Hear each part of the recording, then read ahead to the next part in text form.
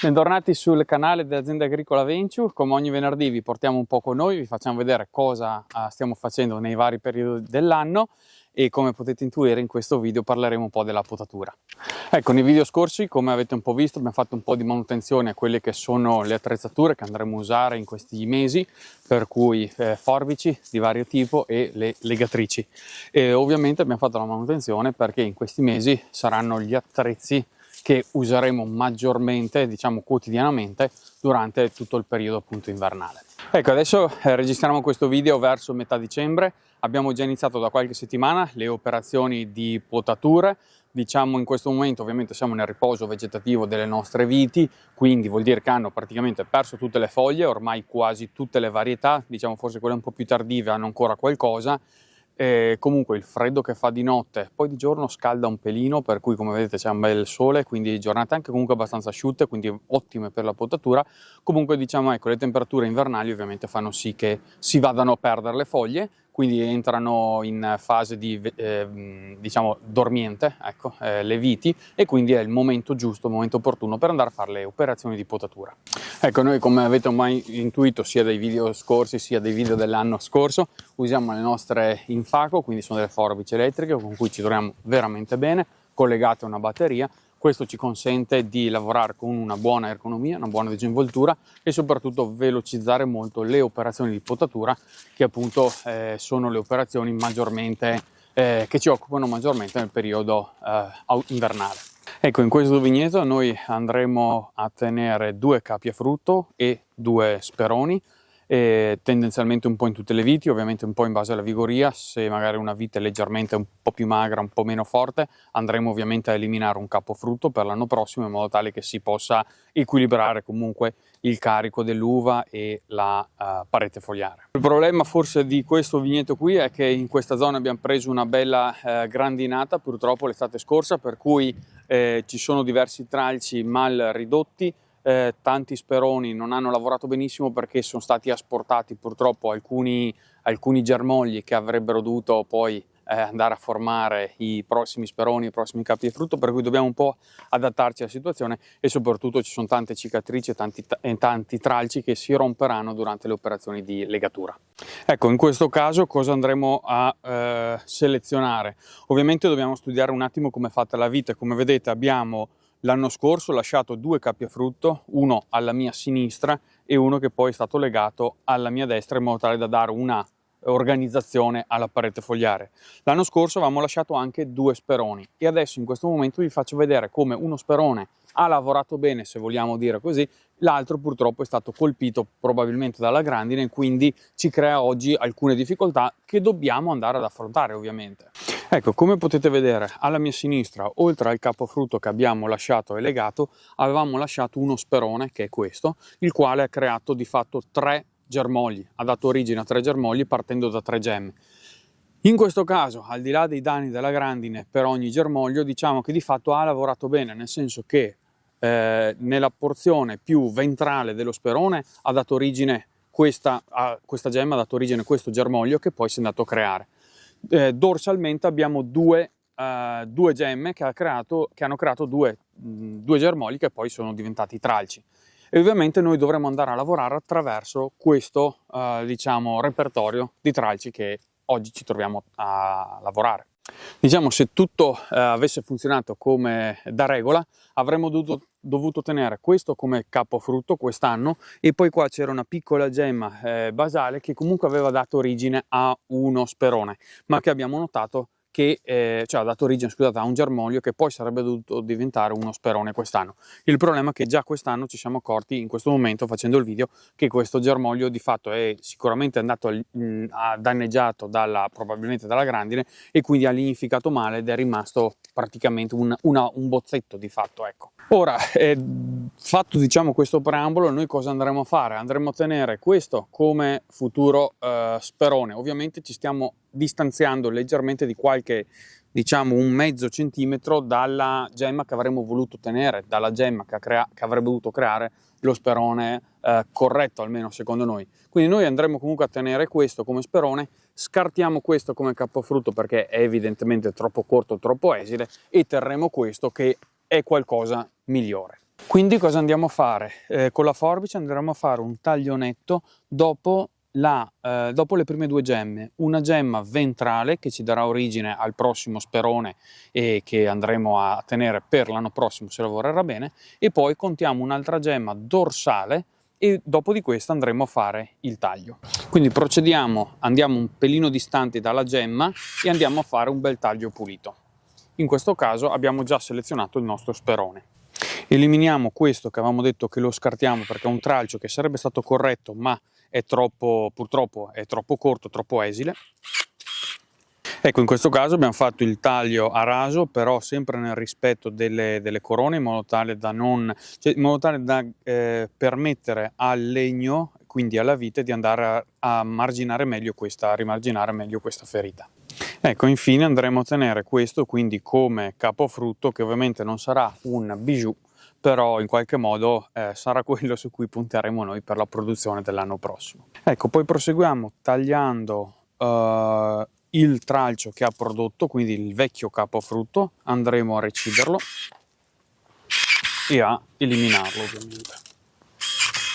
E diciamo che la parte alla mia sinistra abbiamo selezionato, ovviamente abbiamo fatto i vari tagli nel rispetto del legno, quindi per i vari coni di disseccamento, i tagli diciamo non troppo a raso ma nel rispetto delle corone, per cui da questo lato siamo a posto. Ora dobbiamo spostarci da quest'altro lato. Qui, come potete vedere, avevamo lasciato uno sperone in questo caso e un capofrutto ovviamente che dopo è stato legato alla mia destra. In questo caso anche qua purtroppo lo sperone diciamo che ha lavorato ancora peggio dell'altro lato, cioè questo sperone ha dato origine a un solo germoglio, o comunque di fatto abbiamo portato a maturazione solo un germoglio che poi è diventato tralcio. Ecco, in questo punto si vede benissimo dove sarebbe dovuto nascere il germoglio, che poi sarebbe diventato tralcio, e avremmo tenuto come sperone perché ovviamente proseguiva la continuità linfatica.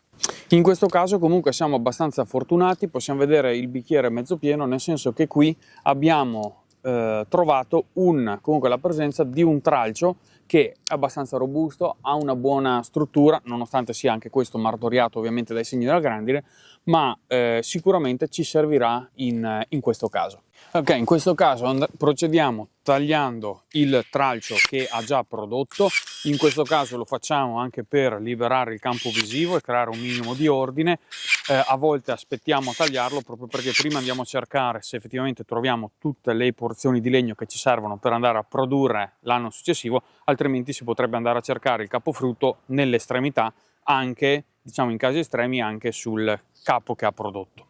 Ecco, in questo caso si vede bene dove qua abbiamo lasciato lo sperone che appunto abbiamo detto ha lavorato solo in parte, quindi terremo la continuità linfatica in questo caso, per cui andremo a creare uno sperone qui e andremo a tenere quest'altro tralcio come capofrutto e ci adattiamo alla situazione che abbiamo trovato. Ecco, in questo caso procediamo e selezioniamo questo tralcetto come sperone, ed è evidente in questo caso come secondo noi la scelta è corretta in questo caso, appunto perché abbiamo continuità linfatica da questo lato, diciamo, perché anche è il tralcio che viene più basso, quindi ha meno ferite di fatto. In questo caso teniamo come capofrutto anche perché qui vedete c'è un bel taglio, un bel cono di seccamento e sicuramente abbiamo interrotto il flusso linfatico negli anni precedenti. Ecco, qui si può notare come proseguendo con questo tipo di potatura ci siamo allontanati, sia trovando un'uscita laterale da un lato sia l'uscita laterale dall'altro, dalla testa, quindi abbiamo abbandonato la testa di salice per permettere, diciamo, una continuità linfatica sia da un lato sia dall'altro. Come si vede, tutto quello che rimane della vecchia testa di salice ovviamente nel frattempo si è seccata, non essendo più irrorata da vasi linfatici, in questo momento si presenta completamente secca. Diciamo la nostra vite è stata potata, ora bisognerebbe proseguire con la pulizia dei capi a frutto che abbiamo voluto ottenere. Diciamo che noi tendenzialmente la pulizia e la stralciatura la facciamo in seconda battuta, per cui queste operazioni le faremo più avanti con altri tipi di forbici, tra l'altro. Ecco, in questo caso invece lo sperone direi che ha lavorato molto bene l'anno scorso, per cui da questo sperone possiamo sfruttare i due tralci che sono usciti dalle due gemme. Abbiamo la gemma ventrale che in questo caso ha dato origine a un bel tralcio bello robusto e useremo per fare lo sperone per l'anno prossimo. In questo caso invece abbiamo la gemma dorsale che ha dato origine a un altro bel tralcio e lo useremo in questo caso per un bel capofrutto. Ecco, quindi procediamo con la selezione dello sperone. Abbiamo qui sotto una bella gemma evidente, quindi visibile. Usiamo quest'altra gemma come gemma dorsale per il prossimo capofrutto e in questo caso tagliamo leggermente distante appunto dalla gemma in modo tale che poi possa lavorare bene, cicatrizzarsi bene in legno. Ecco, poi adesso qua per fare un lavoro fatto bene dovremo andare a rifilare il secco, questo qui, quindi questa porzione che avevamo lasciato di legno di rispetto che nel frattempo si è completamente seccata e quindi andiamo a rifilarla. Tra l'altro questa pianta è abbastanza significativa, la peculiarità che presenta è questo tralcio che abbiamo l'anno scorso, non l'anno scorso, in realtà qualche anno fa, un paio di anni fa, 2 o 3 anni fa, abbiamo interrato, fatto passare sotto e in questo caso ha dato origine a un'altra pianta che non è altro appunto che una sorta di margotta che abbiamo creato e in questo momento di fatto abbiamo tamponato in qualche modo la fallanza. Ovviamente in questo caso ci avrà il piede franco, quindi non ha un innesto sotto, perché di fatto l'innesto, cioè o meglio il piede, è dato proprio dall'apparato radicale che ha sviluppato una volta che abbiamo interrato il tralcio. Ecco, in questo caso durante la potatura eviterei di andare a tagliare il legame tra diciamo la pianta madre e la pianta figlia, quindi la nuova piantina, perché è ancora abbastanza debolina e probabilmente l'anno prossimo sarà pronta per fare questo taglio in modo tale proprio che le due piante si separino definitivamente. Ecco, su questa pianta qui a sinistra lavoreremo su questo sperone che in questo momento possiamo lavorare su quest'altro tralcio che di fatto diventerà lo sperone in modo tale da avere continuità linfatica e useremo questo come futuro capofrutto.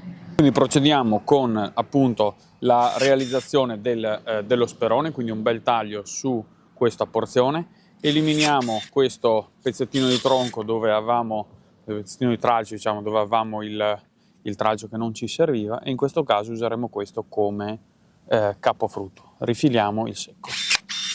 Ecco, da quest'altra parte possiamo usare il lavoro che ha fatto questo sperone, andremo a tagliare in questo modo questo tralcio in modo tale da creare il nostro sperone, quindi il legno per il futuro, e useremo questo come futuro capofrutto. Ecco, quindi una volta selezionati, individuati i capofrutto e gli speroni che dobbiamo lasciare, facciamo pulizia del restante parte di legno, quindi andiamo a tenere solo quello che ci serve e il resto andiamo ovviamente a eliminarlo e quindi far pulizia e in questo modo diciamo praticamente la nostra vita è stata potata, selezionata, quindi abbiamo sia una branca laterale da una parte sia la branca laterale dall'altra. Ecco, questo è il vigneto di Corvina, tra l'altro, dove avevamo fatto il lavoro e quindi il video, avevamo dedicato il video al lavoro della defogliatura pre-vendemmia quest'anno e un po' della campionatura delle uve. Avevamo fatto vedere con il rifrattometro di quel lavoro, di andare a capire un attimo gli andamenti, le gradi di maturazione delle uve, in modo tale poi da decidere un po' il momento più corretto, diciamo, per andare a fare la raccolta delle uve. Questa tra l'altro è una varietà, la Corvina, che presenta diverse fioriture secondarie che danno origine poi a dei grappolini che si sviluppano non nel momento della vendemmia ma successivamente. Diciamo che questa per noi è l'uva di San Martino l'11 novembre perché appunto viene matura in quel momento lì. Diciamo questo a livello enologico non ha prezzo, non ha diciamo un valore importante, però nei vigneti di Corvina ecco, vediamo che se ne sviluppano veramente tanti rispetto magari ad altri vigneti, ad altre varietà. Ecco, allora noi siamo arrivati alla fine anche di questo video. Ovviamente la potatura continuerà nelle prossime settimane e nei prossimi mesi, magari faremo altri video dove approfondiremo magari qualche argomento, qualche tipologia di forme di allevamento che abbiamo in azienda.